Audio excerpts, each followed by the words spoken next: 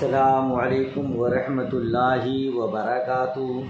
میں محمد عظمت رضا رضوی نظامی استاذ جامعۃ الرضا فاطمۃ الزہرا اون سورت گجرات درجہ عالمیت رابعہ کو شرح وقایہ کا درس دینے جا رہا ہوں۔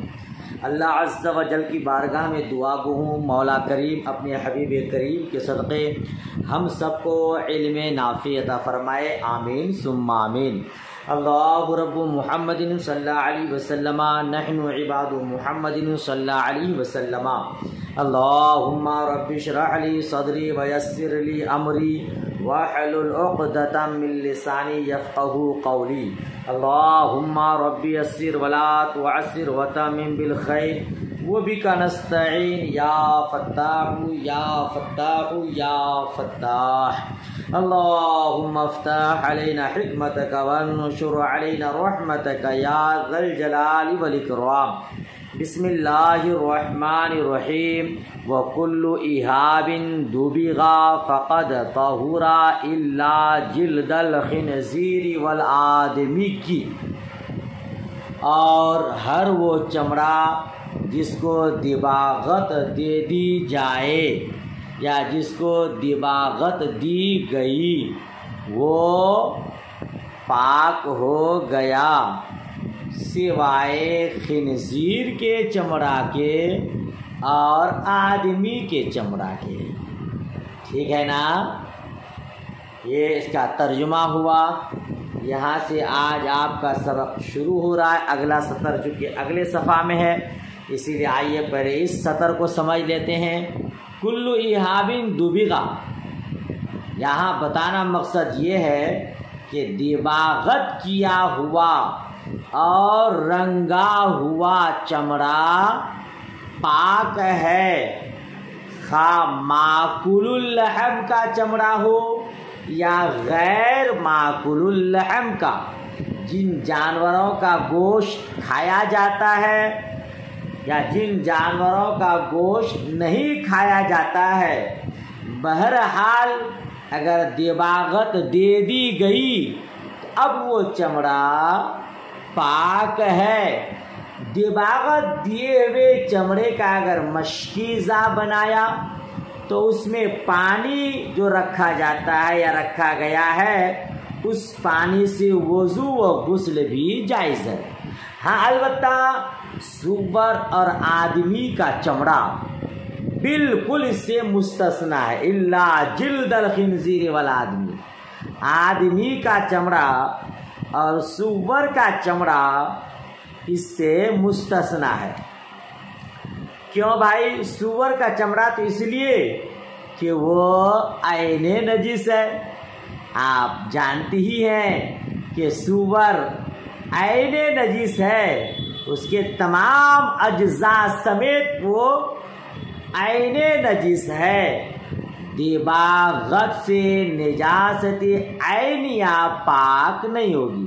پیشاب کو آپ پانی سے دھوئیں اور پاک کرنے کی کوشش کریں، غلط۔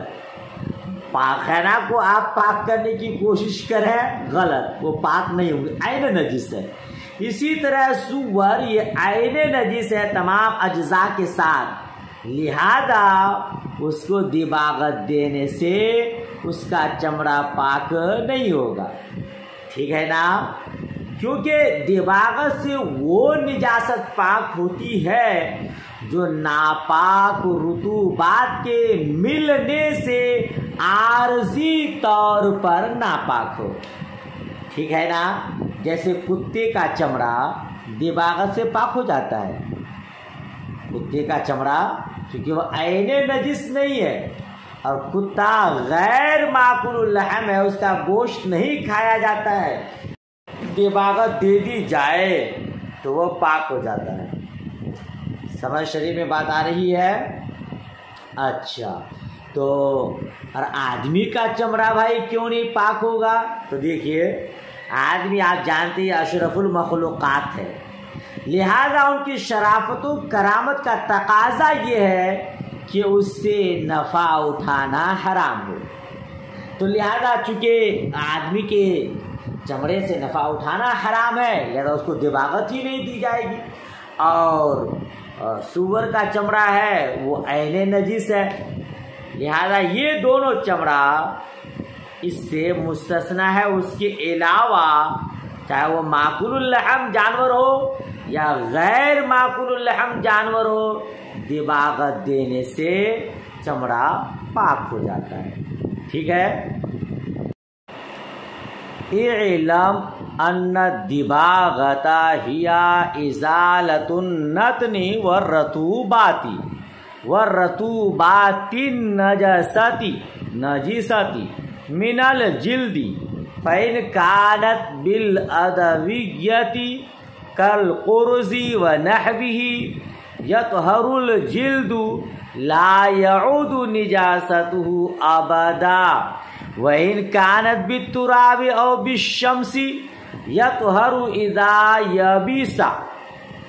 دیکھیے اس کا ترجمہ، جان لو کہ بے شک دباغت وہ ازالت النتن والرطوبات النجسۃ من الجلد، وہ چمڑے سے ناپاک رطوبات اور بدبو کو دور کرنا ہے۔ ٹھیک ہے، فَإِنْ كَانَتْ بِالْأَدْوِيَّةِ، پھر اگر دباغت دوا سے ہو، مثلا قرض، یہ قرض جو آپ پڑھ رہے ہیں نا، درخت سلم کے پتے، ایک درخت ہے جس کا نام درخت سلم، اس کے پتے کو قرض کہا جاتا ہے۔ اس درخت کے ان پتوں سے دباغت ہوتی ہے، تو کہتے ہیں جیسے دوا کے طور پر اگر دباغت دی جائے دوائی سے، جیسا کہ قرض یعنی درخت سلم کے پتے وغیرہ، تو وہ چمڑا پاک ہو جاتا ہے اور کبھی اس کی نجاست لوٹتی نہیں۔ ٹھیک ہے نا، اور اگر مٹی سے یا دھوپ سے دباغت کی گئی ہو تو سوکھنے سے پاک ہوتا ہے، اذا یبس۔ ٹھیک، ثم ان اصابہ الماء هل يعود نجسا فعن ابی حنیفۃ روایتان وعن ابی یوسف رحمۃ اللہ تعالی علیہ ان سار بالشمس بحیث لو ترک لم یفسد کان دباغا وعن محمد رحمۃ اللہ تعالی علیہ جلد المیتۃ اذا یبس ووقع فی الماء لم ینجس من غیر فصل۔ ٹھیک ہے، تو کہتے ہیں کہ اگر اس کو دھوپ سے یا مٹی سے دباغت دی گئی تو سوکھنے سے پاک ہوتا ہے۔ پھر اگر اس کو پانی لگے، ٹھیک ہے، جس چمڑے کو دباغت دی گئی وہ چمڑے میں کیا لگ جائے، پانی لگ جائے، اور وہ چمڑا بھیگ جائے تو اس کی نجاست دوبارہ لوٹ آتی ہے یا نہیں، اس میں اختلاف ہے۔ ٹھیک ہے، کہ یہ چمڑا خراب ہو جائے گا کہ نہیں، تو اس بارے میں امام اعظم ابو حنیفہ رحمۃ اللہ تعالی علیہ سے دو روایتیں ہیں، اور امام ابو یوسف رحمۃ اللہ تعالی علیہ سے مروی ہے کہ دھوپ میں سوکھ کر اگر وہ چمڑا ایسا ہو گیا کہ رکھ چھوڑنے سے خراب نہیں ہوتا ہے تو دباغت ہو گئی، چمڑا پاک ہو گیا۔ اور امام محمد رحمۃ اللہ تعالیٰ علیہ سے مروی ہے کہ مردار کا چمڑا اگر سوکھ گیا اور پانی میں گر گیا تو وہ بغیر فصل کے نجس نہیں ہوگا، یعنی کوئی تفصیل نہیں کہ نجاست لوٹی یا نہیں لوٹے گی، بلکہ بغیر کسی تفصیل کے وہ چمڑا پاک ہو گیا۔ ٹھیک ہے، چلیے اس کو اتنا سمجھتے ہیں۔ اعلم ان الدباغۃ ازالۃ النتن، یاد رکھیے گا دباغت سے چمڑا پاک ہو جاتا ہے دباغت کرنے والا مسلمان ہو یا کافر، مرد ہو یا عورت، بچہ ہو یا بوڑھا، اگر چمڑے کو دباغت دی گئی ہے تو چمڑا پاک ہے۔ اچھا، پھر آگے کیا فرمائے کہ دوا کے ذریعے ہو یا دھوپ یا مٹی میں کے ذریعے دباغت دی گئی ہو، تو معلوم ہوا کہ دباغت کی دو قسمیں ہیں، ایک حقیقی اور ایک حکمی۔ حقیقی دباغت وہ ہے جو دوا کے ذریعے ہو، جیسے نمک چمڑے میں ملتے ہیں، رطوبات اسے نکل جاتی ہے۔ اسی طرح انار کے چھلکے سے بھی دباغت ہوتی ہے، اور بیری کے پتے سے بھی دباغت ہوتی ہے، اور قرص جس کو میں نے بتایا کہ ایک درخت ہے، درخت سلم، اس کے پتے سے بھی دباغت دی جاتی ہے۔ یہ حقیقی دباغت ہے۔ اور حکمی دباغت کون سی؟ دوسری صورت جو دھوپ میں رکھ کر سکھانے سے یا مٹی میں ملا کر اس کی بو زائل کر دی جاتی ہے، یہ بھی دباغت ہے۔ اب مسئلہ یہ ہوا کہ دباغت دینے کے بعد پھر اگر وہ چمڑا بھیگ جائے، پانی لگ جائے، تو کیا وہ چمڑا پھر ناپاک ہو سکتا ہے؟ تو اس بارے میں امام اعظم ابو حنیفہ رحمۃ اللہ تعالی علیہ کی دو روایت ہے نا۔ ایک روایت یہ ہے کہ ناپاک ہو جاتا ہے، اور دوسری روایت یہ کہ دباغت دے جانے سے وہ چمڑا ناپاک پھر نہیں ہوتا، وہ پاک ہو گیا ہے۔ ٹھیک، اور امام ابو یوسف رحمۃ اللہ تعالیٰ علیہ کی روایت کا ترجمہ آپ سن لیے کہ آپ فرماتے ہیں کہ دھوپ میں چمڑا سکھا دیا گیا ہے، اب اگر اس کو چھوڑ دیا جائے تو خراب نہیں ہوگا، دباغت ہو گئی، اب وہ ناپاک نہیں۔ اور امام محمد رحمۃ اللہ علیہ فرماتے ہیں مردار کا چمڑا جب سوکھ گیا، پانی میں اس میں گر گیا یا پانی اس کو لگ گیا تو نجاست نہیں لوٹے گی، اس میں کوئی تفصیل نہیں ہے کہ نجاست لوٹے یا نہ لوٹے۔ دھوپ میں اگر سکھا دیے تو چمڑا پاک ہو گیا۔ ٹھیک ہے، کہتے وَالصَّحِيحُ فِي نَافَجَةِ الْمِسْكِ جَوَازُ الصَّلَاةِ مَعَهَا مِنْ غَيْرِ فَصْلٍ۔ اچھا، کہتے ہیں اور مشک، فی نافجت المسک، مشک ہے یہ اس کا معنی، کہتے ہیں اور مشک نافا یعنی مشک کی تھیلی میں صحیح قول یہ ہے کہ بلا فصل اس کے ساتھ نماز جائز ہے۔ کیا معنی؟ دیکھیے، مشک کی جو تھیلی ہے نا، مشک ایک بہترین خوشبو آپ جانتے ہیں، اس کو کستوری بھی بولتے ہیں۔ یہ اللہ کے حکم سے ہرن کے ناف میں سال کے کسی خاص ایام میں وقت میں خون جم جاتا ہے، یہی مشک کہلاتا ہے۔ ٹھیک ہے نا، یہ مشک بہت قیمتی چیز ہے۔ تو اس کا حکم یہ ہے کہ اگر وہ آدمی کے کپڑے میں، کرتا میں، جیب میں رکھا رہ جائے اور نماز پڑھے تو نماز ہوگی یا نہیں؟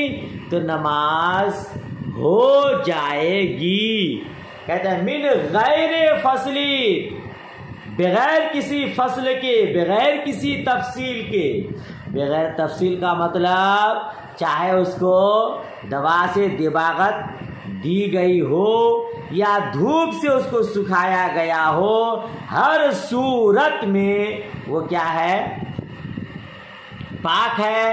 اب وہ ناپاک نہیں ہوگا۔ لہذا اگر کوئی مشک لگا کر یا مشک کا نافہ اس کے تھیلی اپنے جیب میں رکھ کر کے نماز پڑھتا ہے تو نماز جائز ہے، یہی صحیح ہے۔ یہی صحیح کا مطلب کہ اس میں کچھ اختلاف بھی ہے، کچھ کے نزدیک شاید نماز صحیح نہ ہو، لیکن صحیح قول یہ ہے کہ اس سے نماز صحیح ہے، درست ہے، جائز ہے، بغیر کسی تفصیل کے۔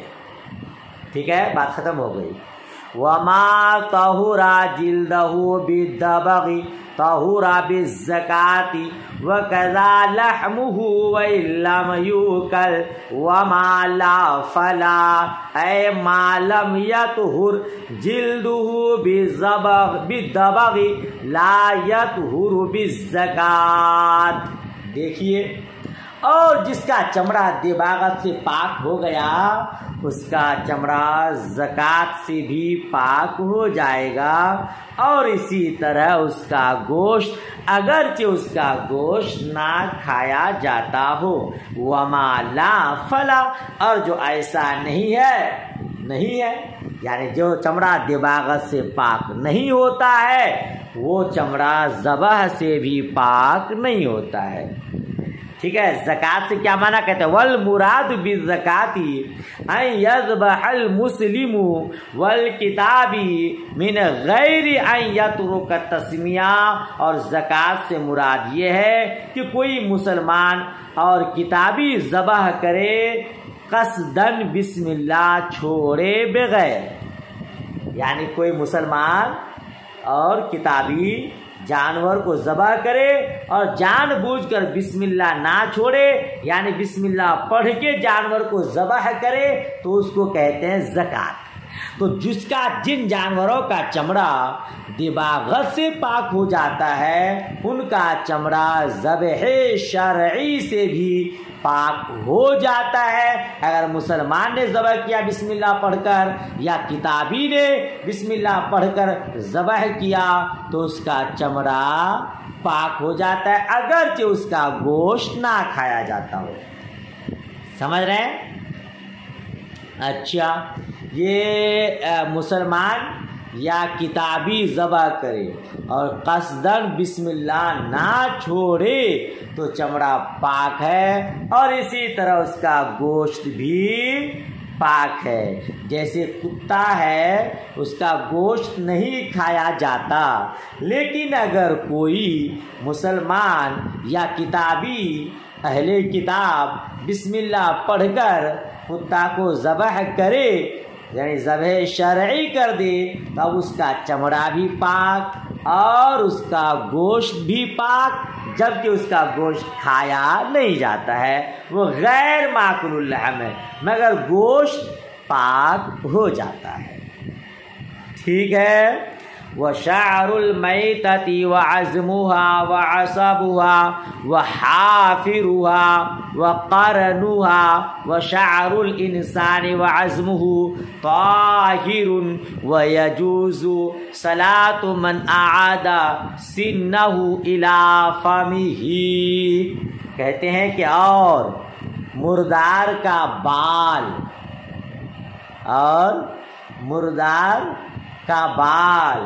اور ہڈی وعصب اور پٹھے وحافرها اور کھر ناخن وقرنها اور سینگ وشعر الانسان اور انسان کے بال وعظمه اور اس کی ہڈی طاہر پاک ہیں. ٹھیک ہے. کہتے ہیں وَيَجُوزُ الصَّلَاةُ مَنْ عَادَ سِنُّ إِلَىٰ فَمِهِ، اور جس نے اپنے دانت کو منہ میں لوٹایا اس کی نماز جائز ہے. وَإِنْ جَاوَزَ قَدْرَ الدِّرْهَمِ، اگرچہ وہ دانت قدر درہم سے تجاوز کر جائے، قدر درہم سے زیادہ ہو. افردا هذه المسألة بالذکر مع انها فهمت مما مر لأن السن عظم، وقد ذكر ان العظم طاهر لمكان الاختلاف فيها، فإنه إذا كان أكثر من قدر الدرهم لا يجوز الصلاة عند محمد رحمۃ اللہ تعالی علیہ. کہتے ہیں مصنف علیہ الرحمہ نے اس مسئلہ کو الگ ذکر کیا، حالانکہ یہ مسئلہ گزشتہ مذکورہ مفہوم سے سمجھ میں آ گیا ہے، مذکورہ مسئلہ سے سمجھ میں آ گیا ہے. پھر بھی مصنف علیہ الرحمہ نے اس کو الگ بیان کیا کیونکہ دانت ہڈی ہے، اور مصنف علیہ رحمہ نے بیان کیا کہ ہڈی پاک ہے، اس بنیاد پر کہ اس مسئلہ میں اختلاف ہے۔ چنانچہ امام محمد رحمۃ اللہ تعالی علیہ کے نزدیک اگر دانت 1 درہم کی مقدار سے زیادہ ہو اور نمازی لوٹائے تو اس کی نماز جائز نہیں ہے۔ اس کو سمجھیے، آپ جانتے ہیں کہ مردار کا بال یہ کیا ہے؟ پاک ہے، کیونکہ مردار کے بالوں میں، انسان کے بالوں میں وہ جان رہتی ہی نہیں ہے، اس میں حیات رہتی ہی نہیں ہے ہمارے بالوں میں، ہے نا؟ لہذا جب وہ مر جاتا ہے جانور تب بھی اس کے بالوں میں موت طاری نہیں ہوتی ہے، لہذا بال پاک ہے، ٹھیک ہے نا؟ تو یہ بال ہے، یہ ہڈی ہے، یہ کھر ہے، ناخن، ان چیزوں میں جان نہیں رہتی ہے، لہذا اگر جانور مر جائے تب بھی یہ سب کیا ہے؟ پاک ہی ہے، ناپاک نہیں ہوتے ہیں، ٹھیک ہے نا؟ اچھا، اور آپ جانتی ہیں کہ خالی آپ کو اس سے پہلے ہی بتا چکا ہوں کہ جانور کا مر جانا بذات خود ناپاکی نہیں ہے نا؟ اصل میں اس کے اندر جو دم مصفوح ہے وہ رکا رہ جاتا ہے، نہیں نکل پاتا ہے، اس لیے مر جانے سے وہ ناپاک ہو جاتے ہیں، ٹھیک ہے؟ لہذا کیا کہتے ہیں کہ بال ہے، ہڈی ہے، حافرہ کا معنی کھر، گھوڑے، گدھے، بیل، بکری وغیرہ کے پاؤں کے نیچے والی ہڈی کو کھر کہتے ہیں، جس کو ہم ناخن بولتے ہیں۔ تو یہ سب میں بھی چونکہ جان نہیں رہتی ہے، مر جانے سے ناپاک نہیں ہوں گی۔ اور انسان کا بال ہے تو کیا کہتے ہیں کہ اس سے پہلے بھی آپ پڑھ چکے ہیں، بال نجیس نہیں ہے کیونکہ اس میں جان ہی نہیں رہتی ہے نا؟